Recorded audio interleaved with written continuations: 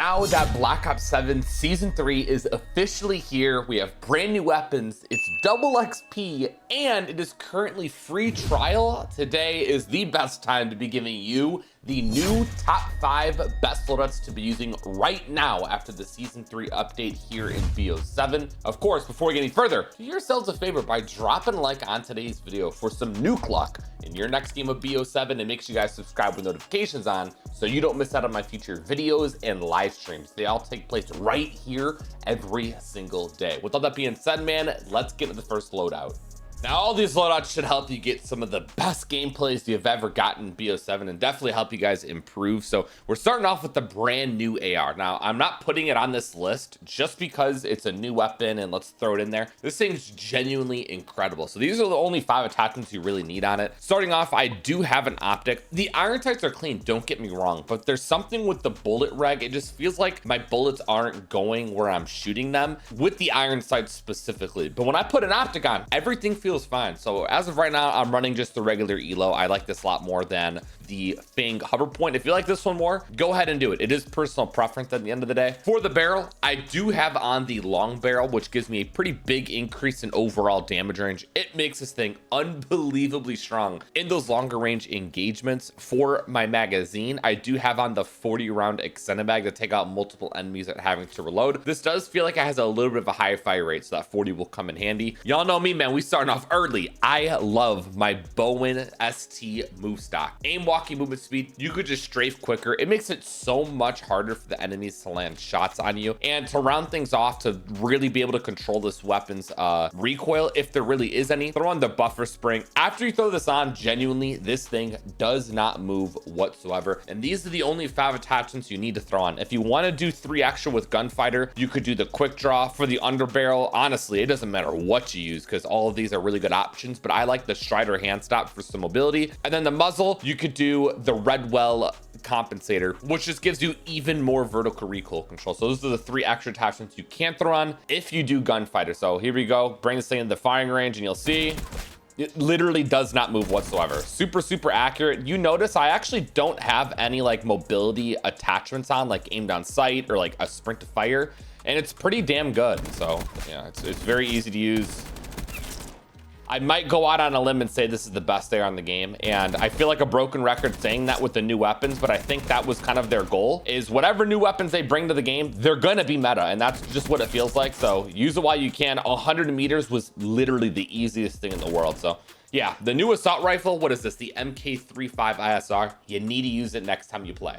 Sticking with the brand new weapons, we have the new SMG, the VST, which is supposed to resemble the MP7. Now this took me a while to find the best loadout for it. Y'all can see this thing's level 88. I'm loving it. Why? Because you need the prestige attachment. With the prestige attachment, it makes it a completely different weapon and something that's actually usable. Because without this, it has so much kick. It just feels like it doesn't drop enemies. It just gets a lot of hit markers. When you throw on the prestige attachment, the 5.56 defense conversion, you get damage range, bullet velocity, and a boatload of vertical and horizontal recoil control. The cons, on the other hand, you lose some fire rate, which honestly isn't that big of a deal. You lose aim down sight speed, sprint to fire speed, and greatly reduces overall mobility, which in my opinion isn't that big of a deal. So I threw this on, and then when you throw on that fire mod, you also get options for magazine sizes since it's 5.56 ammo, and I like to do the 40s. I think this is more than enough. Again, when they lower the fire rate, you don't burn through ammo as quick as you think you will.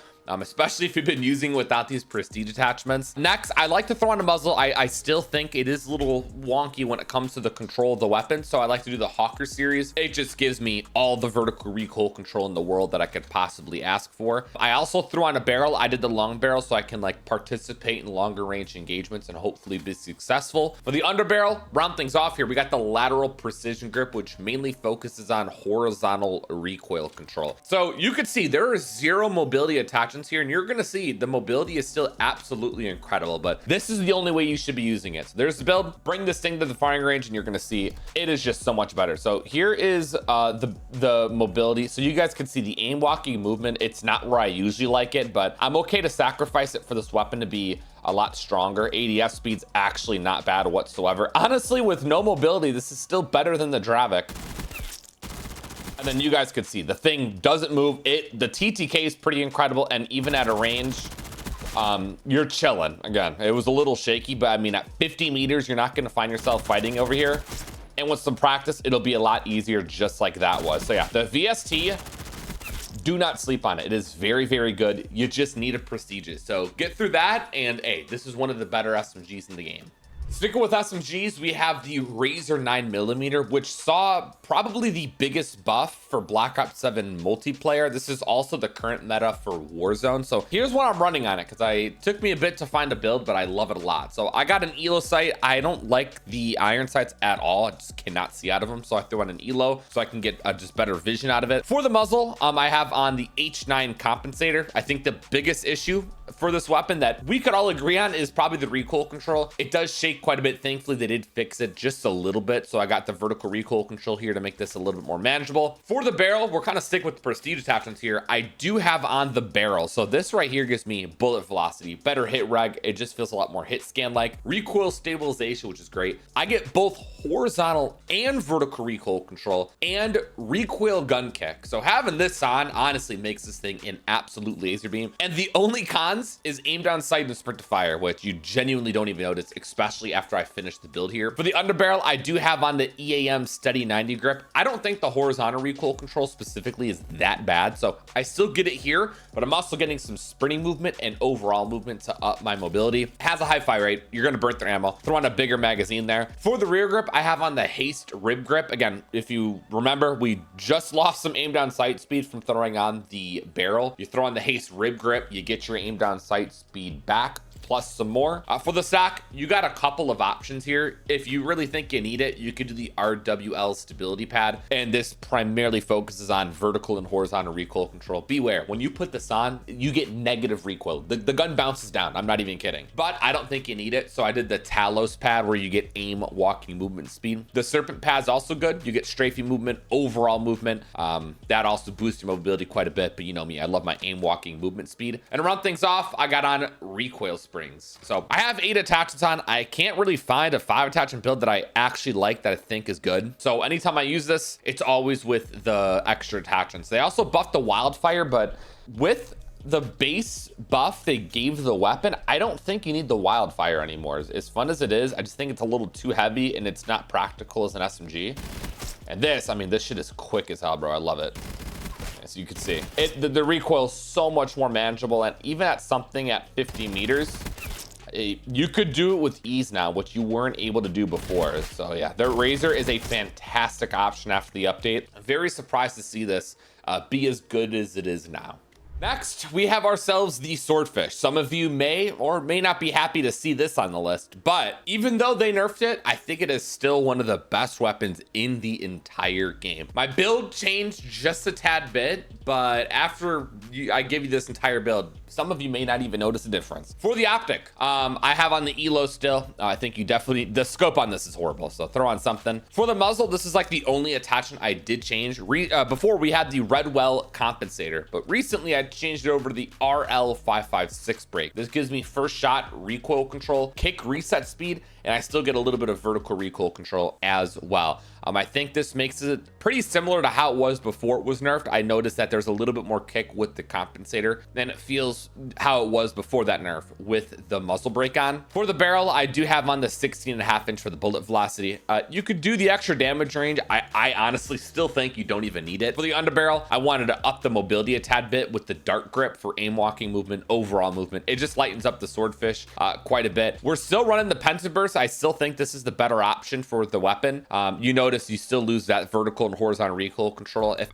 I might be mistaken, but I think that's where the extra kick lies, is within that pentaburst mod. It could be the overall weapon, but again, I have most of my experience with the pentaburst.